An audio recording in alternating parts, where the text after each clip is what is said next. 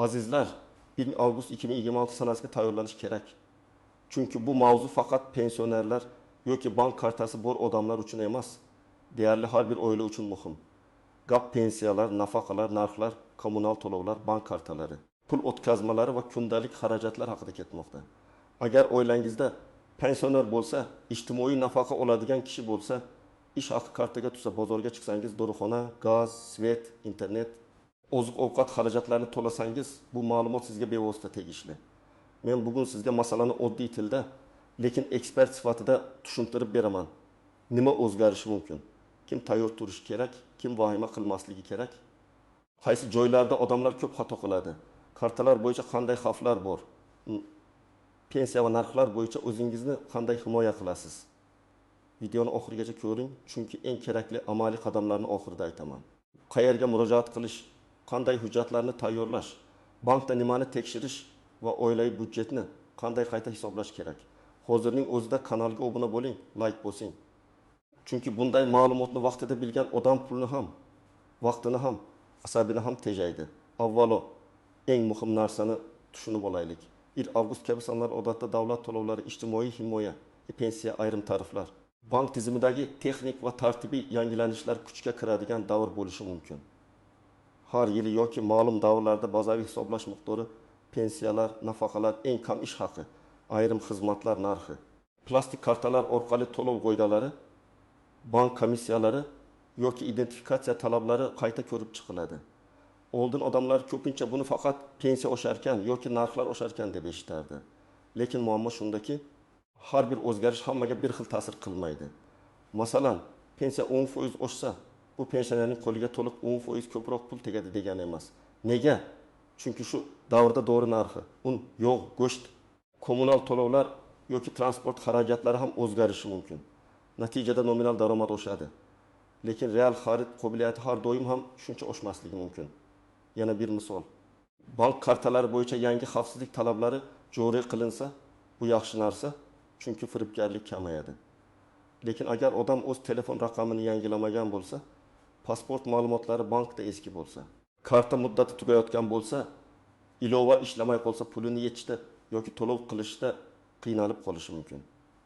Shuning uchun 1 avgustga tayyorgarlik deganda men faqat yangilikni eshitib qo'yishni emas, balki hujjat, karta, telefon, xarajat va oilaviy budjetni oldindan tekshirib chiqishni nazarda tutyapman.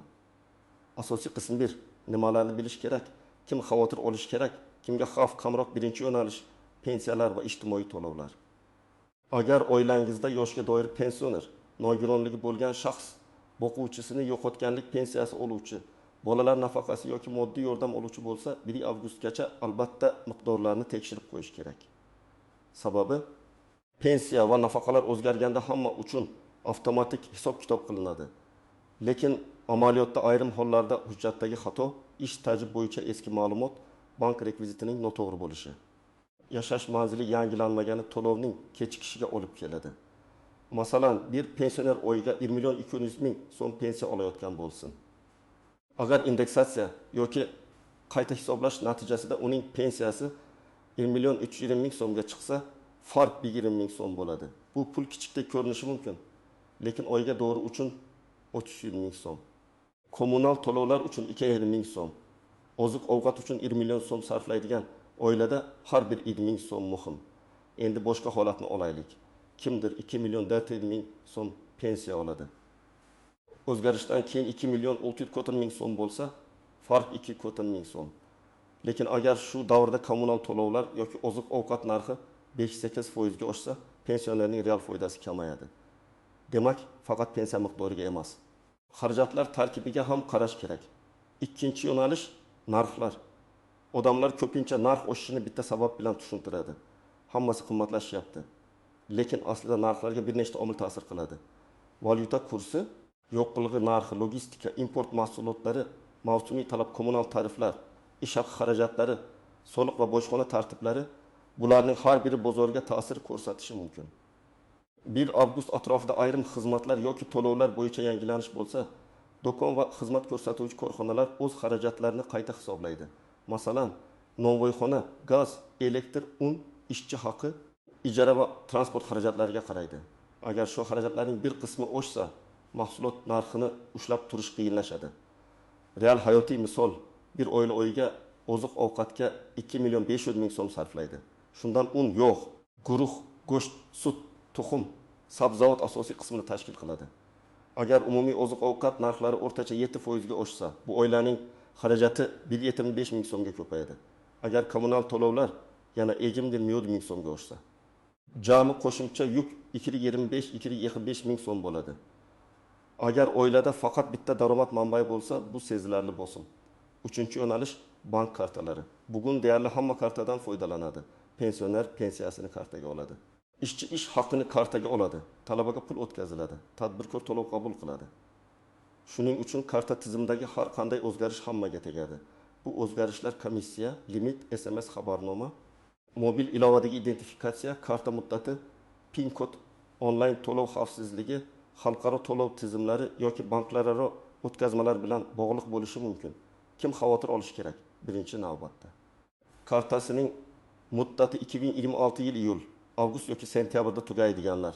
Karta ustida odatda oy va yil ko'rsatiladi.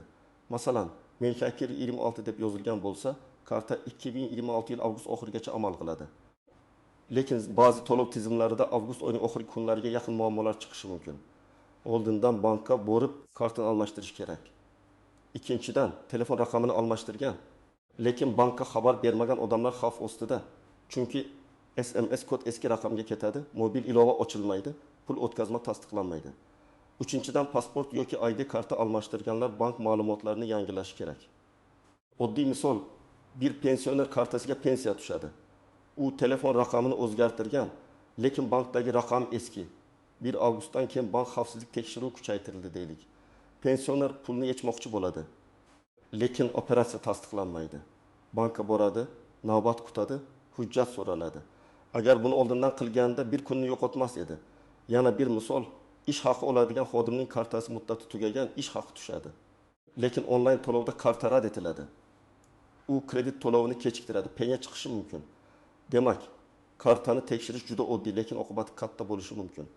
Endi eng muhim nozik jihatlarga o'tamiz. Birinchi nozik jihat. Pensiya yoki nafaqa oshishi avtomatik bo'lishi mumkin.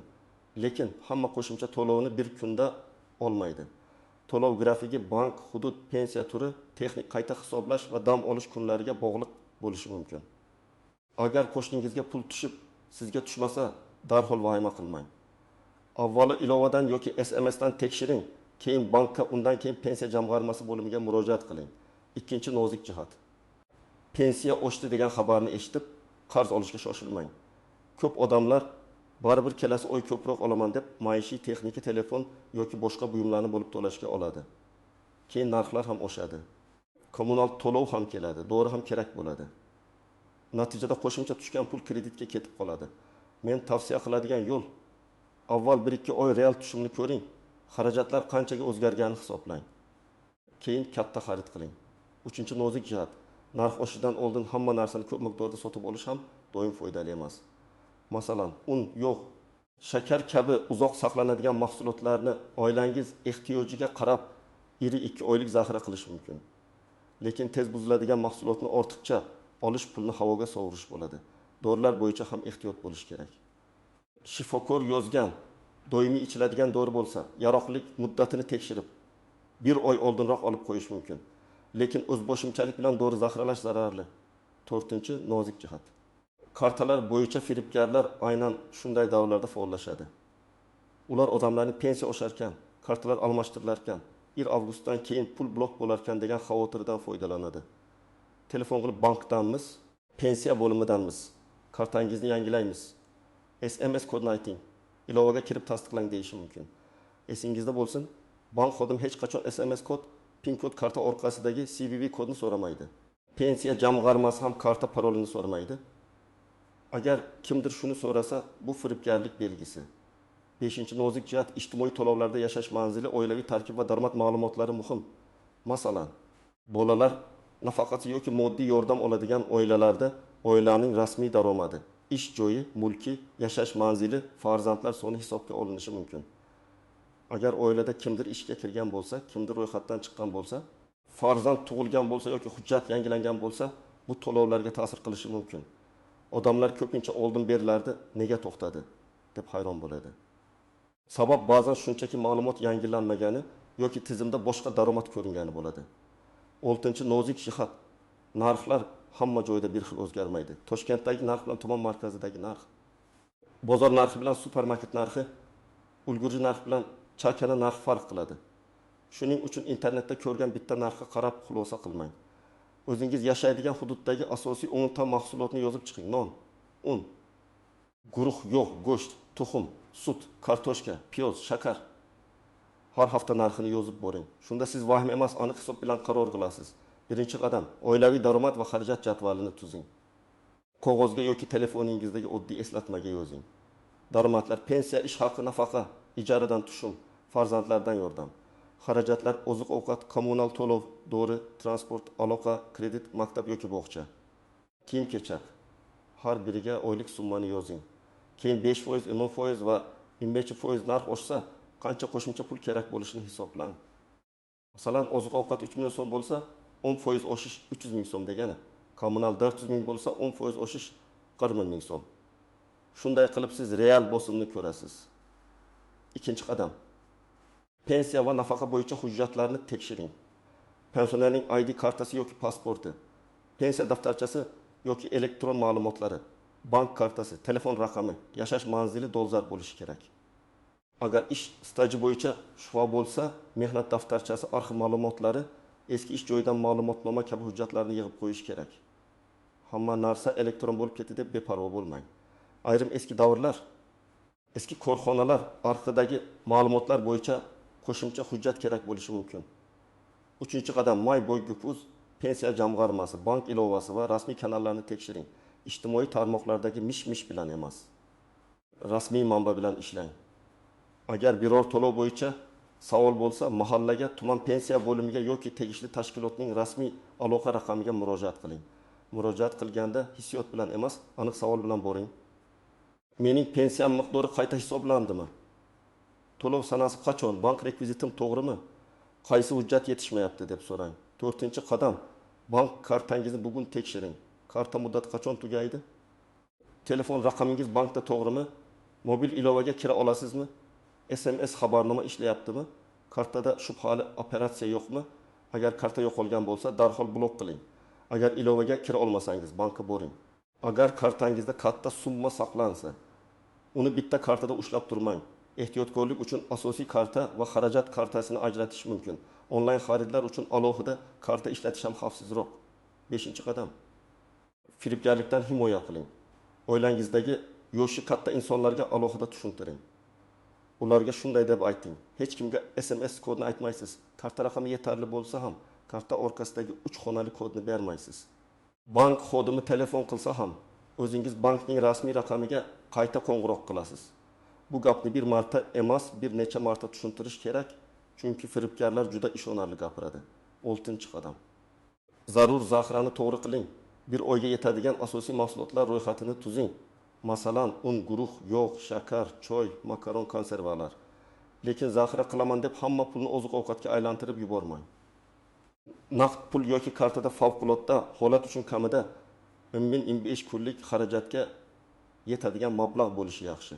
Chunki narx o'shishidan ham xavfliroq narsa kutilmagan xarajat. Dori, ta'mir, yo'l jarima yoki qarindoshga yordam. 7-qadam, kredit va bo'lib to'lashlarni qayta ko'rib chiqing.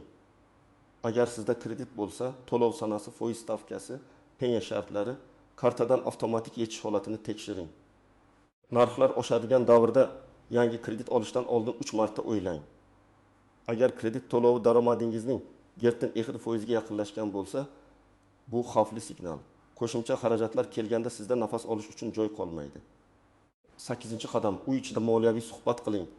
Ko'p oilalarda pul masalasi ochiq gapirilmaydi. Lekin ilk avgustdan keyingi o'zgarishlarga tayyor bo'lish uchun xotin, farzandlar, ota-ona birgalikda gaplashishi kerak. Kim qancha daromad qiladi? Kim nimaga mas'ul? Qaysi xarajatni qisqartirish mumkin? Qaysi xarajatga tegib bo'lmaydi? Shuni kelishib oling. Masalan, doridan tejab bo'lmaydi, lekin keraksiz obunalar, ortiqcha taksi, rejasiz xaridlar, tez-tez tashqarida ovqatlanish qisqartirilishi mumkin. Demak, 1 avgust 2026 sanasiga tayyorlanish degani vahima qilish emas. Bu pensiya va nafaqa miqdorini tekshirish, narxlar ta'sirini hisoblash, bank kartasini yangilash. Hujjatlarni tartibga keltirish, firibgarlardan ehtiyot bo'lish va oilaviy budjetni oldindan rejalashtirish degani. Eng katta xato hali vaqt bor deb yurish. Chunki o'zgarish kuchga kirgandan keyin navbatlar ko'payadi. Bankda odam ko'p bo'ladi. Pensiya bo'limiga murojaatlar ortadi. Narxlar bo'yicha qaror qilish qiyinlashadi. Men sizga maslahat beraman. Bugunoq kartangiz muddatini tekshiring. Pensioner, ota-onangizning telefon raqami bankda to'g'riligini aniqlang. Asosiy xarajatlaringizni yozib chiqing. Rasmiy manbalarni kuzating va hech kimga SMS kod bermang. Shunda har qanday o'zgarishga tayyor bo'lasiz. Kommentariyada yozing. Sizni eng ko'p nima xavotirga solyapti? Pensiya miqdorimi? Narxlar o'sishimi yoki bank kartalari bo'yicha yangi tartiblarmi? Fikringizni yozing, boshqalarga ham foydasi tegadi. Agar video sizga foydali bo'lgan bo'lsa, like bosing, kanalga obuna bo'ling va yaqinlaringizga yuboring. Chunki bu ma'lumotni har bir oila bilishi kerak.